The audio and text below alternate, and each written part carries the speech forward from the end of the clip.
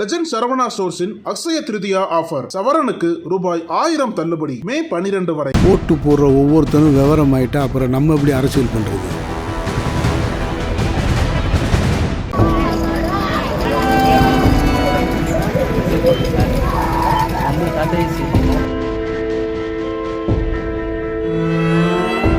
உயிருக்கு போராடிய காவலர், பாதியில் விட்டுச் சென்ற டிரைவர், ஹைவேயில் நடந்த கோர சம்பவம், கதறி துடிக்கும் குடும்பம். திருப்பத்தூரில் அரங்கேறிய சோகம்.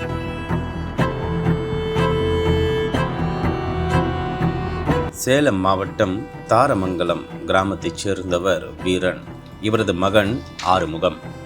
40 வயதான இவர் திருப்பத்தூர் மாவட்டம் வாணியம்பாடி மதுவிலக்கு பிரிவில் முதல் நிலை காவலராக பணிபுரிந்து வருகிறார். இவரது மனைவி சுமித்ரா. இவரும் வாணியம்பாடி மதுவிலக்கு பிரிவில் வேலை செய்து வருகிறார். இந்த தம்பதி தங்களுடைய குழந்தைகளுடன் தாரமங்கலத்தில் வசித்து வந்தனர். இந்த நிலையில் காவலர் ஆறுமுகம் கடந்த 9ஆம் தேதி ஏலரைப்பட்டி கிராமத்திற்கு பணி நிமித்தமாக சென்றுள்ளார். அங்கு தன்னுடைய பணிகளை முடித்துக்கொண்டு பிற்பகல் 2 மணி அளவில் தன்னுடைய 2 சக்கர வாகனத்தில் வீட்டுக்கு திரும்பி கொண்டிருந்தார். அப்போது அவர் பெங்களூரு டு சென்னை தேசிய நெடுஞ்சாலையில் ஆத்தூர் குப்பம் நோக்கி வந்து கொண்டிருந்தார். அந்த நேரத்தில் காட்பாடியிலிருந்து டிவிஎஸ் கம்பெனிக்கு உதிரி பாகங்கள் ஏற்றிக்கொண்டு வந்த டாடா ஏசி வாகனம் ஆத்தூர் குப்பம் தேசிய நெடுஞ்சாலை வழியாக வந்து கொண்டிருந்தது. அப்போது காவலர் ஆறுமுகம் கல்லாறு அருகே சாலையை கடந்தபோது அந்த வழியாக அதிவேகமாக வந்து கொண்டிருந்த டாடா ஏசி வாகனம் யாரும் எதிர்பாராத சமயத்தில் திடீரென ஆறுமுகம் வந்த 2 சக்கர வாகனத்தை பயங்கர வேகத்துடன் மோதியுள்ளது. இந்த விபத்தில் தூக்கி வீசப்பட்ட காவலர் ஆறுமுகம் அங்கிருந்த டிவைடர் பகுதியில் விழுந்துள்ளார். இதனால் அந்த இடம் முழுக்க பரபரப்பாக மாறியது.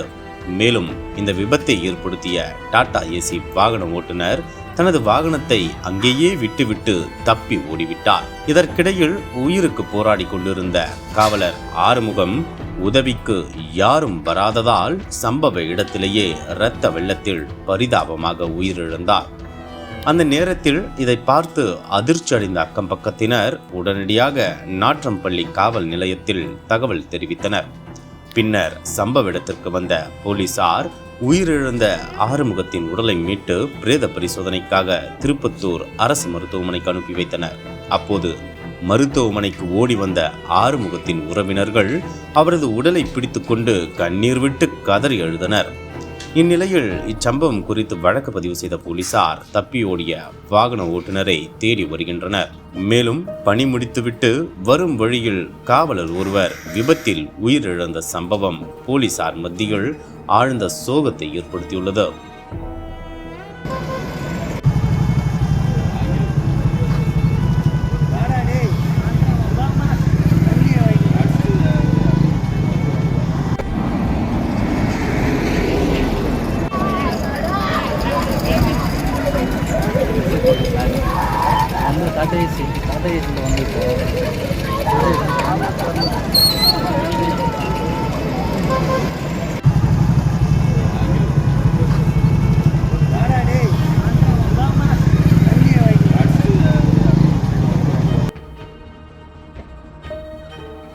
தமிழகத்தின் அரசியல் புலனாய்வு வரலாறு நக்கீரன் பப்ளிகேஷன்ஸ். இந்த கோடை விடுமுறையை புத்தகங்களுடன் கொண்டாடுங்கள். கோடை காலத்தை முன்னிட்டு ஏப்ரல் 23 முதல் மே 30 வரை நக்கீரன் வெளியீடுகளான அனைத்து நூல்களுக்கும் 25% சிறப்பு தள்ளுபடி. புத்தகங்களால் கோடையை கொண்டாடுவோம்.